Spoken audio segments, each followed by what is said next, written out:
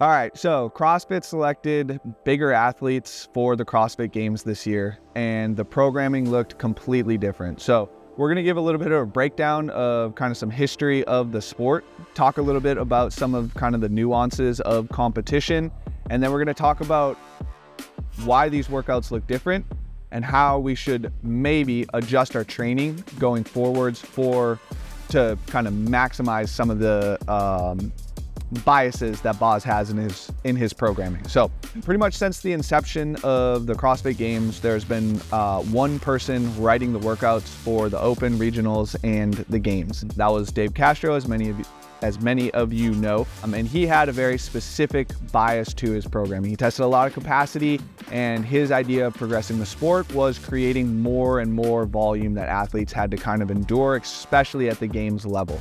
That isn't to say he didn't have other nuances inside of his programming, but his big thing was kind of progressing volume, and you could see this as Atalanta was kind of the last workout of the 2020 Games, and there's just a crazy amount of volume. During this time period, there was a very specific athlete profile that was selected. It was a 5'10" male and about 195 pounds was kind of what averaged from around 2014 to around 2020. The females was 5'5" and 145 pounds is kind of what they averaged from around 2014 to 2020. There's a couple years with some interesting variance in there, especially towards the front end of the sport. It was a little bit lighter athletes. The weight wasn't super crazy heavy yet. People didn't have a lot of strength training in the sport. It was a little bit more endurance based.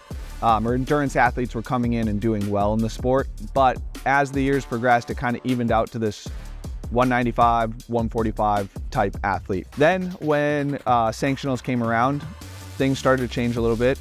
There's actually a dip in 2019 to 186 pounds for guys and 141 for women when they started programming, or when other people stepped in and started programming, and they had the national champions. So that year's a little bit more of an outlier, but in 2020, we saw that athletes took a little bit of a step up in weight, and this was kind of the first real year of sanctionals without national champions. So this was 197 pounds for guys and 146 pounds for women. And since that time, the weight has actually just started creeping up and up and up to where 198 pounds in 2021, 147 pounds for women, 199 in 2022, 147 for women again. And then this year it actually ended up being 202 for guys and 148 for women.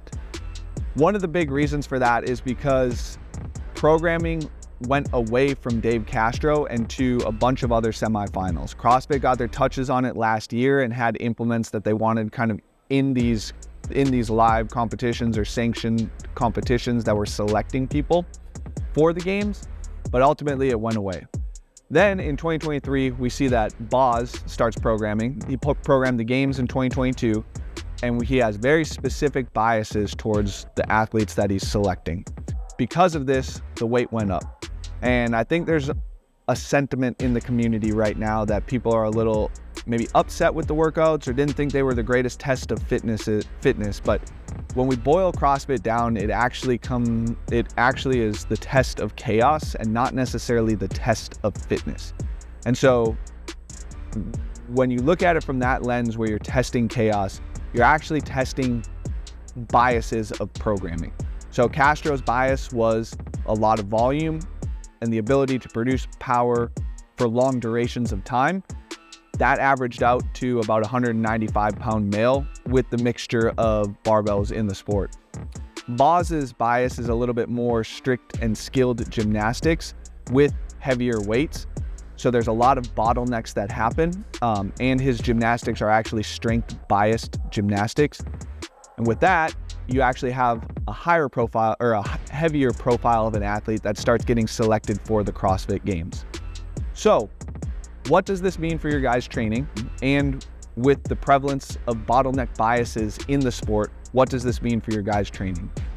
Should you abandon capacity testers and should you only focus on bottleneck work? The short answer is no. You need to develop all things because there are still going to be capacity testers in the sport. There is still a capacity component to testing bottlenecks, But we definitely need to start looking at developing bottlenecks for athletes who are going to be competing at quarterfinals, semifinals, and the games. So we've broken it down into 4 different kind of components of a bottleneck. So there's a strength bottleneck, a gymnastics skill bottleneck, a gymnastics capacity bottleneck, and then we also have a conditioning bottleneck specific to machines inside of workouts. If we reference back to semifinals this year, we had 2 running workouts, we had a rowing workout, and we had a pretty dominant echo bike portion of a workout. So there is a conditioning or monostructural component to these workouts that can become a bottleneck. We need to make sure that athletes are good on machines as a standalone product or a standalone from the sport to make sure that that doesn't become a bottleneck in the workout. So that's kind of what that conditioning component needs. So when we look at strength, what does the athlete need and why are they getting bottlenecked? Is it a hypertrophy? Is it hypertrophy is the reason? Is it positional? Is it mobility? Is it your capacity / battery to repeat strength movements? Or kind of running back into the hypertrophy is the size of the athlete? So do we need to get them stronger? For a gymnastic skill, that kind of boils down to coordination and coordination under fatigue. So the skill capacity component of it. We see this a lot at the games with them doing kind of crazy handstand obstacle walks. This year we saw the pirouettes at semifinals. We also saw the pistols on one leg. So these are kind of like some ideas behind the gymnastics skill, legless rope climbs with a legless descent. So gymnastics capacity, if you think back to the games last year with the parallettes, walking on the parallettes, doing dips on the parallettes or the even bars, this would kind of relate to gymnastics capacity. So looking at that, is that a strength component? Is that a muscular endurance component? Is that a lactate endurance component? Is the athlete too big to adequately do these movements at the volume being asked? So a size component to that as well. And then finally, the conditioning capacity. So is it aerobic capacity? Is it power output on the machine? Is it your aerobic power on the machine? Is it also, you could have some technique in there as well. If we get an athlete that we're training bottlenecks specifically, we put them through a battery of tests to see, and then we talk to them to see what it is specifically that's going on in the workout so that we can work to improve that bottleneck. So we have 2 kind of protocols here that we might use for a strength capacity bottleneck and a gymnastics density bottleneck. So for the strength battery, 5 sets, you're gonna row 20 cals at your 2K pace, so at elevated heart rate. Most of the time we're lifting under a little bit of fatigue with these bottlenecks. And then you're gonna take a power snatch cluster at 70% of your 1RM. You can build to 80% if you're feeling good. So that's 1 rep, rest 10 seconds, 1 rep. We're gonna do that 6 times, then we're gonna rest 2 minutes. We're gonna repeat that for 5 sets. So developing the ability to move a barbell at heavier weights under fatigue, learning how to minimally contract your muscle fibers to lift said load while doing that under fatigue, refining the movement pattern, getting really good at just pulling that bar, catching that bar, breathing through those positions. For our gymnastics density protocol, it's a superset that we have. So weight vest, strict handstand push-ups, we're gonna rest a minute, strict handstand push-ups, rest a minute, and then MRAP strict handstand wall facing,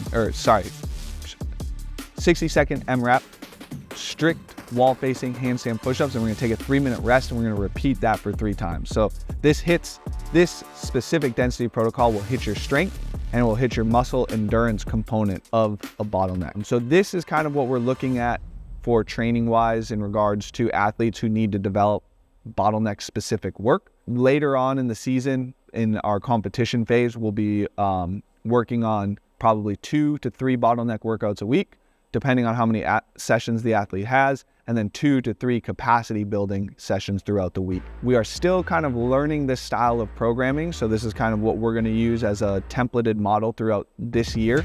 We'll have to see if anything adjusts with Boz programming starting next year, but we feel pretty confident that this is kind of gonna be the structure going forward, and this is kind of the biases that he's gonna have in regards to the sport going forward. So this is kind of the structure that we're gonna be training some of our athletes at. So if you're looking for help to develop your bottlenecks, hit us up. We'd be happy to help. We have a lot of experience doing this. We work with very kind of powerful, tall, bigger athletes in the sport that have to develop a lot of gymnastic bottlenecks. And we've worked a lot with kind of shorter, smaller athletes in the sport that have to develop a little bit more strength bias bottlenecks. So got a lot of experience doing this, guys. We'd love to be able to help you out. So hit us up, and thank you for watching.